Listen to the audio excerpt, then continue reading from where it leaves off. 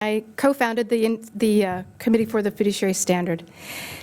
We know at the Committee for the Fiduciary Standard that the fiduciary standard works. The fiduciary rule will help nurture and expand a culture of service to the retirement investor. What does it mean to be a fiduciary? To put the investor's best interest before your own? It's similar to how you select a guardian for your children. You select guardians you believe will care for your children as if they were their own, with all the love and care that involves.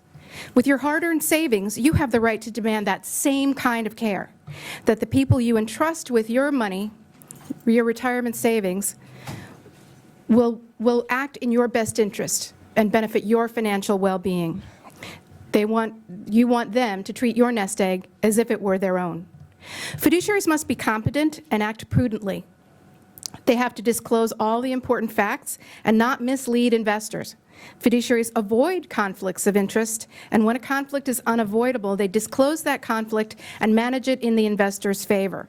Fiduciaries keep investors' costs reasonable, and they make sure that the investor is aware of all they pay. Right now, that doesn't happen if people are working with a non-fiduciary. Fiduciaries use respected investment theory to help investors diversify their retirement investments so they can achieve a better outcome, better returns with less risk of big losses.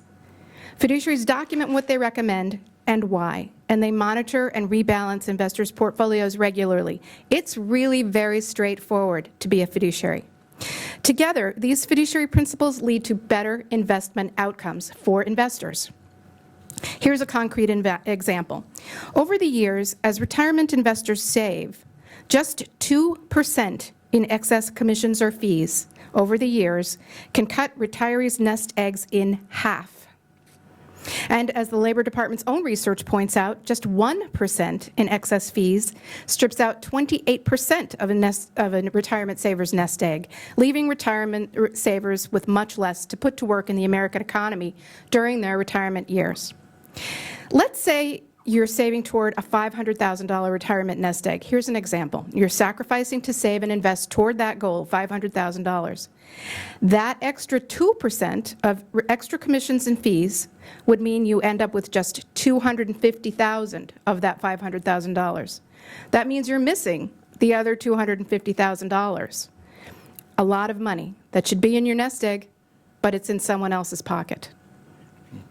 Retirement investing shouldn't mean one for you and one for your broker. The loopholes and conflicts of interest that opponents to the fiduciary rule want to preserve permit the systematic overcharging for Americans who are saving for retirement, and they allow non-fiduciaries to siphon off a quarter or a half of a retirement saver's nest egg. Retirement savers, particularly small savers, cannot afford to wait any longer for fiduciary protections to be in place. Fiduciaries already work in investors' best interests, and there are hundreds of thousands of fiduciaries already at work in the interest of investors in retirement accounts and regular investment accounts. More than 36 million investors already do work with fiduciaries. So it isn't an impossible task to be a fiduciary. Anyone in this industry who wants to do this can do this very well if they want to. Registered investment advisory firms and certified financial planners already do work as fiduciaries. And those investors who work with them already get advice that's in their best interest at a reasonable cost. Is it too much to ask, with something as important as retirement savings, for the person and the firm advising you to act in your interest as a fiduciary? It shouldn't be. Thank you.